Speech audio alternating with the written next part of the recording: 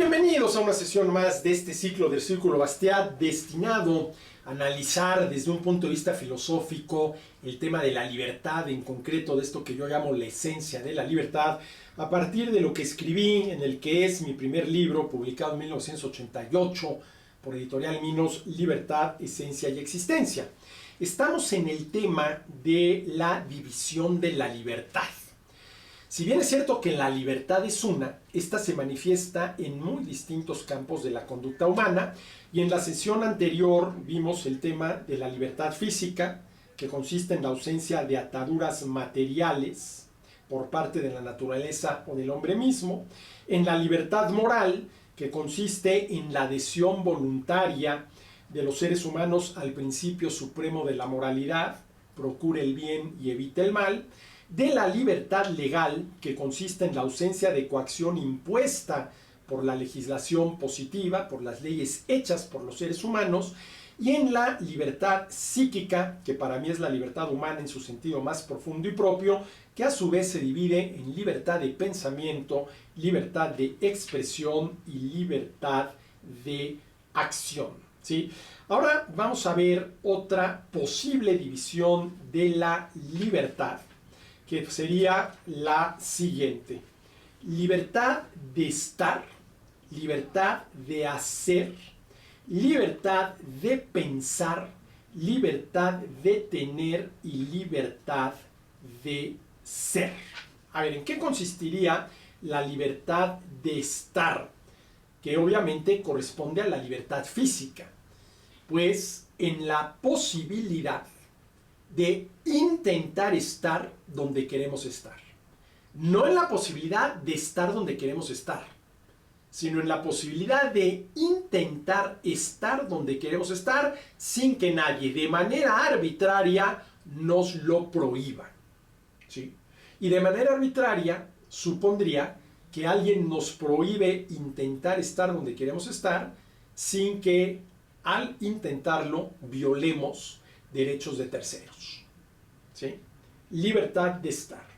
Luego, libertad para hacer, que corresponde a la libertad de acción. ¿Sí? Lo he dicho varias veces.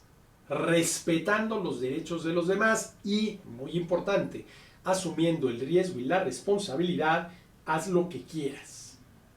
Libertad de estar, libertad de hacer.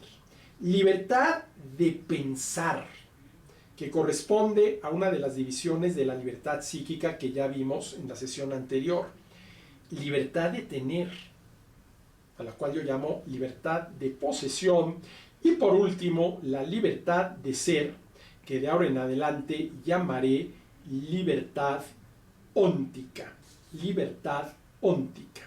Entonces, libertad de estar, libertad de hacer, libertad de pensar, libertad de tener y libertad de ser.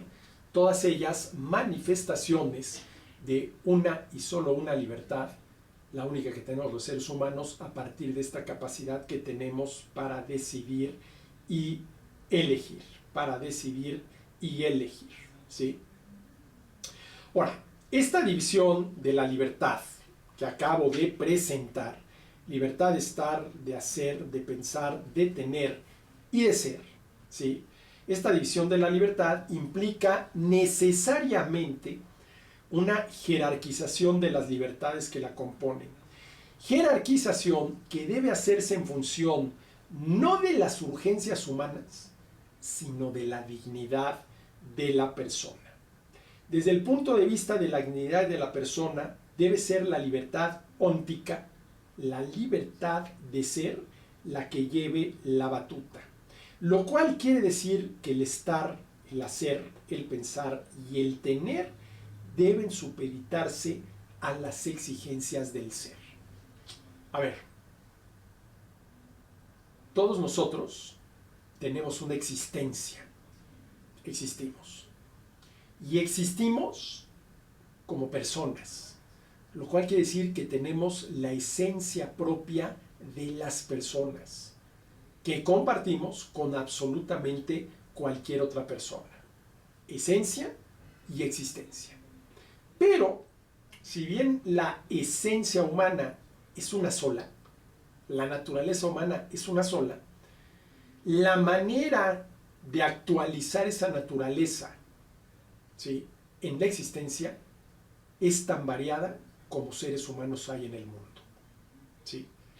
Pudiera darse el caso, y seguramente así es, que no haya dos existencias exactamente iguales. Y estamos hablando de miles de millones de personas en el mundo. Pero lo que queda claro es que la libertad para estar, para ser, para pensar y para tener debe supeditarse a las exigencias del ser. Pero ese ser es un ser que nosotros tenemos que definir. Es decir, todos nosotros somos, ¿sí?, pero cada uno puede ser de manera distinta. Y ese ser de manera distinta depende de nuestras decisiones, de nuestras elecciones, de nuestra conducta, de nuestras acciones, ¿sí? Y si bien es cierto que somos, el tipo de ser que somos lo decidimos nosotros. Lo vamos construyendo a lo largo de nuestra vida. A mí me gusta decir que en el momento presente somos lo que hemos sido. Es decir, cada uno de nosotros en este momento es el resultado de lo que ha sido, de las decisiones, elecciones que ha tomado, de las acciones que ha llevado a cabo. Entonces, en el momento presente somos lo que hemos sido, pero seremos de aquí en adelante lo que decidamos ser. Es decir, mientras haya vida, siempre existe la posibilidad de mejorar. Y esto tiene que ver con un hecho innegable. Los seres humanos no somos perfectos, pero somos perfectibles. Y esto quiere decir que mientras haya vida, existe la posibilidad de mejorar, lo cual no quiere decir que mejoremos, porque hombre, yo conozco muchos que van empeorando, ¿sí? Y van empeorando desde el punto de vista ético, ¿sí? No la decadencia natural, por ejemplo, del cuerpo y la mente, sino desde el punto de vista ético, ¿sí? Somos lo que hemos sido y seremos quienes decidamos ser. Quienes decidamos ser. La decisión más radical y por lo tanto el ejercicio más profundo de la libertad es aquella por la que decido lo que debo ser. Ojo, no lo que quiero ser, sino lo que debo ser. A ver, ¿qué tipo de persona debo ser? ¿Sí? Esta decisión que yo llamo óntica permite a la persona ser causa de sí misma, ¿sí? Y este decidir de la persona sobre su ser debe llevarse a cabo conforme al sentido que cada persona elija para sí.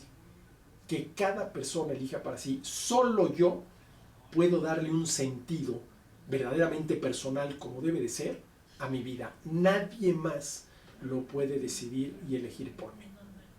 Es en este sentido que somos únicos e irreemplazables. Entonces, a ver, ya hablamos, ¿sí?, analizando este tema de la división de la libertad física, de la libertad moral, de la libertad legal y de la libertad psíquica, que a su vez se divide en libertad de pensamiento, de expresión y de acción.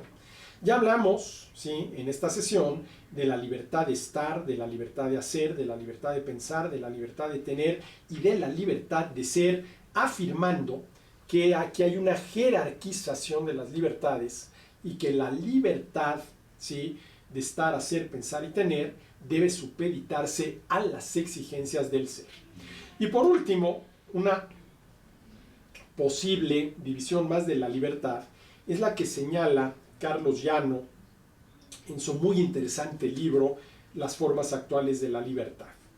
Para terminar, escribo en mi libro, conviene dividir la libertad en la libertad de y la libertad para.